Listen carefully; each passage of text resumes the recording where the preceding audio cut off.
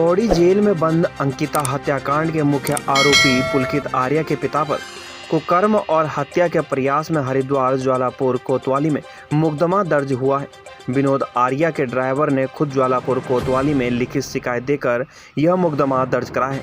Police ने registered डाक के जरिए प्राप्त तहरीर के आधार पर मुकदमा दर्ज कर मामले की जांच शुरू कर दी है। विनोद आर्या उत्तराखंड राज्य में दर्जाधारी राज्य मंत्री भी रह चुके हैं और अंकिता हत्याकांड के मुख्य आरोपी पुलकित आर्या के पिता हैं। सहारनपुर के छुटमलपुर गांव निवासी एक युवक विनोद आर्या के यहां ड्राइवर का काम करता था। युवक ने आरोप लगाया है कि विनोद आर्या ने उसे मालिश करने के बहाने अपने पास बुलाया और उसके साथ अश्लील हरकतें की। इतना ही नहीं, कुछ दिन पहले बीती 2 दिसंबर की रात विनोद आर्या ने उसके साथ कुकर्म करने का प्रयास किया। जैसे तैसे अपनी जान बचाकर वो रात को ही काम छोड़कर अपने घर भाग गया।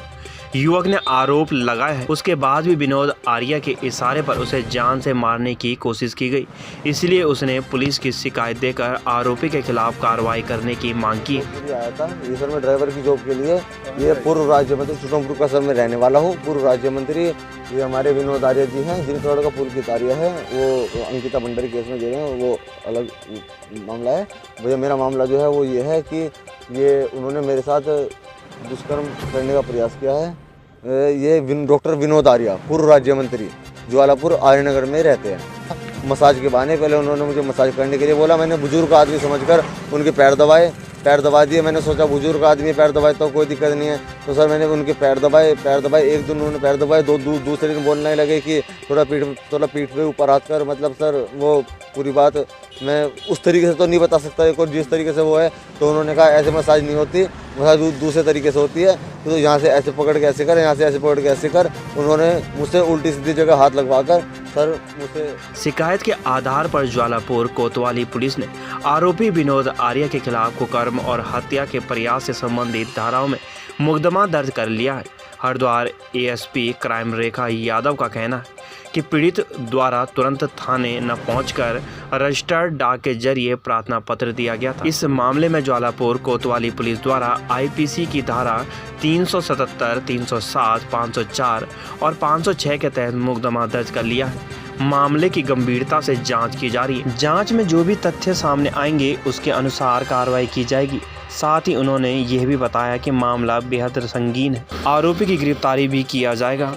व्यक्ति द्वारा शिकायत प्रकोष्ठ में एक रजिस्टर्ड डाक द्वारा एक प्रार्थना पत्र प्रेषित किया गया था। जब वह थाने पहुंचा तो उसमें पढ़ने के बाद पता चला कि उसमें संगीन धाराएं बन रही है और उन धाराओं के परिप्रेक्ष्य में अभियोग पंजीकृत कर लिया गया है। चूँकि प्रार्थना पत्र ज्वालापुर से रिलेटेड था और यह आर्यनगर स्थित स्वदेशी भवन के ऑनर के खिलाफ था और उसमें संगीन धाराएं थी जैसे कि 377, 307, 504, 506 आईपीसी अंतर्गत मुकदमा पंजीकृत कर दिया गया। विवेचना प्रचलित है। घटना लगभग 2 दिसंबर के आसपास की बताई जा रही है।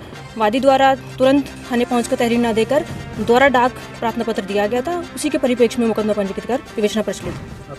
क्योंकि अभियोग अभी पंजीकृत किया गया है, साक्ष्य संकलन किया जा रहा है। मामले की गंभीरता को देखते हुए हर पहलू पर जाँच की जा रही है और विधिक कार्रवाई अमल में लाई जा रही है। ये जांच के दौरान अगर जो वारदात हुई है उसकी पुष्टि होगी तो संबंधित धाराओं में अगर गिरफ्तारी बनेगी तो गिरफ्तारी की जाएगी। ये आर्यनगर के रहने वाले डॉक्टर विनोद आर्या हैं, उनके खिलाफ उन्हीं के ड्राइवर द्वारा तहरीर दी गई है।